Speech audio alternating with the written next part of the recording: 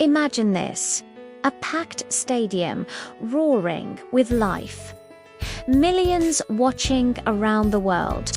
A footballer at the absolute peak of his career moving into space.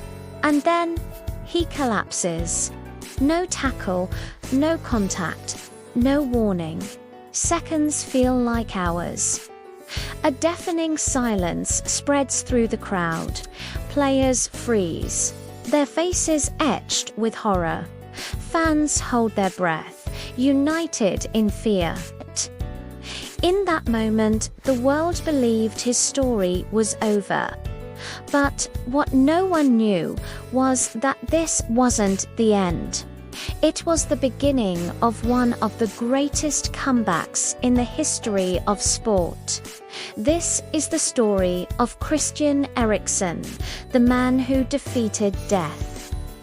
Christian Eriksen was born in Denmark in 1992. He wasn't loud or flashy. He didn't crave the spotlight. But when the ball touched his feet, everything changed. From a very young age, Eriksen saw the game on a different level. While other kids just ran, he thought while they chased the ball, he was already controlling the space it was going to. At the academy of Odense Bold Club, his coaches quickly noticed something special. It wasn't just raw talent, it was intelligence. Eriksen didn't rely on pure speed or physical strength. He relied on his brain, and that footballing brain would become his greatest weapon. In 2008, Ajax came calling. It was a perfect match. One of Europe's greatest talent factories had identified a rare footballing mind. At Ajax, Eriksen wasn't just trained, he was sculpted. The philosophy was fast football, high pressure, one-touch passing, and constant movement. It was a system designed for intelligent players. Here, mistakes weren't punished, they were seen as learning opportunities to be corrected. Season after season, Eriksen evolved. He went from a promising teenager to the creative heartbeat of the entire team. Goals, assists, and a quiet, confident leadership. Europe was starting to learn his name. Christian Eriksen was no longer just a prospect. For opposing teams, he was a problem. In 2013, Eriksen arrived in England, signing for Tottenham Hotspur. This is where the world truly met the Danish maestro. The Premier League is famously fast, physical, and relentless. But into this chaos, Eriksen brought a sense of calm. He didn't shout at teammates or celebrate wildly. He simply delivered, time and time again. Long-range screamers that flew into the top corner. Deadly free kicks that left goalkeepers helpless. And those passes, those impossible defense-splitting passes that no one else could even see.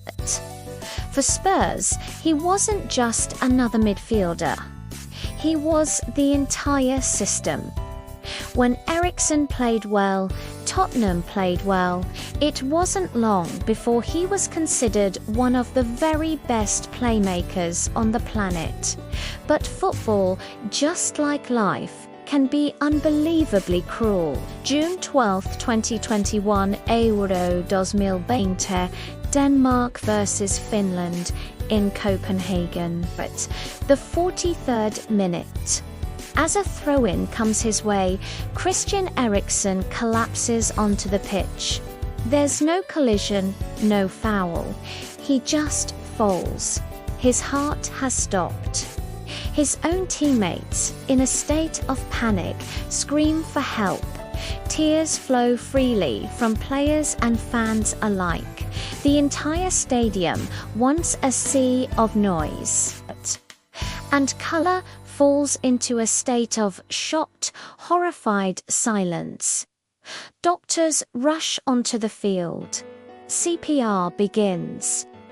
For several agonizing minutes, Christian Eriksen is clinically dead. This wasn't about football anymore. This was a battle for life itself. Thanks to the immediate and heroic actions of the medical team, Eriksen survives. But nothing would ever be the same again. After the incident, doctors delivered the stark reality. To live, to be safe, Eriksen needed an ICD, implanted cardiac defibrillator. It's a small device that could restart his heart if it ever stopped again. But at his club, Inter Milan, the strict regulations in Italian football were clear. Playing with such a device was forbidden. His contract was terminated. The headlines were brutal and final. Career over. Football's tragic ending. For most people, that was it. The story had its sad conclusion, but Christian Eriksen refused to accept it. The road back wasn't just physical, it was a huge mental battle.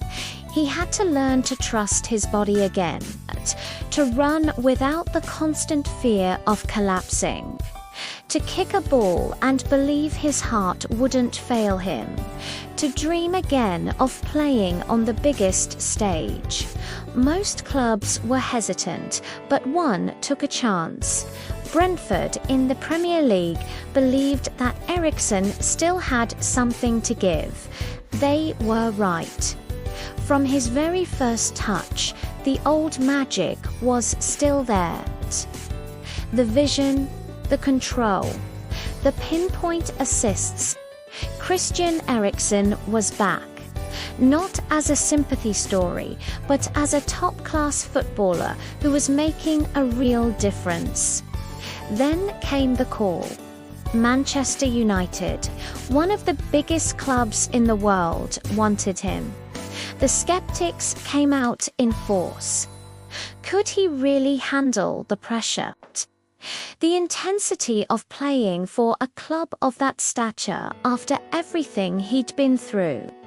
Eriksen answered them all, not with words, but on the pitch. He was calm, composed, and as intelligent as ever. He dictated the tempo of games, controlled the midfield, and led quietly by example.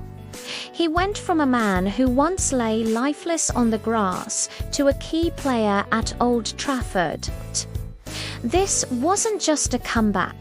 It was a statement, a testament to his incredible strength and will. Christian Eriksen's story is about so much more than goals and assists. It's a story of courage. It's about refusing to let others write your ending for you. He didn't just return to football. He stared death in the face and won. And in doing so, he earned something far greater than any trophy. He earned the respect of the entire world, became an inspiration to millions, and achieved a kind of immortality that transcends the game itself. Finally, we've reached the end of today's story. If you liked it, please give us a like and subscribe for more. Comment below, what moment of Eriksen's incredible journey affected you the most? Make sure you subscribe, because football is more than a game. It's a collection of powerful stories that remind us all what it means to believe.